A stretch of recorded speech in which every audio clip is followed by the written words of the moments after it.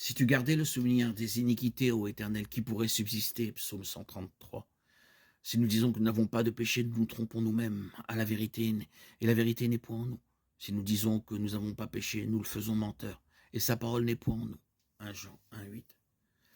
Marcher dans l'esprit implique d'appeler Dieu pour le salut et de recevoir son Saint-Esprit qui donne à une personne le pouvoir de vivre correctement devant Dieu et de ne pas obéir aux désirs de la chair. Cette transformation et cette nouvelle marche de vie sont décrites à plusieurs endroits dans les Écritures. La dernière étape est une marche de mort où la chair est affamée de ses désirs de sorte qu'elle finit par mourir. Même si une personne est née de nouveau par l'Esprit de Dieu, elle doit comprendre qu'elle possède toujours la vieille nature avec ses désirs qui sont en guerre avec la nouvelle nature et les désirs qui viennent de l'Esprit. D'un point de vue pratique, le chrétien évite délibérément de nourrir la vieille nature charnelle et pratique plutôt de nouveaux comportements qui sont guidés par l'Esprit. J'ai été crucifié avec Christ et si je vis, ce n'est plus moi qui vis, c'est Christ qui vit en moi. Et si je vis maintenant dans la chair, je vis dans la foi au Fils de Dieu, qui m'a aimé et qui s'est livré lui-même pour moi. Galates 2:20. De même, considérez-vous comme mort au péché, comme vivant pour Dieu en Jésus-Christ.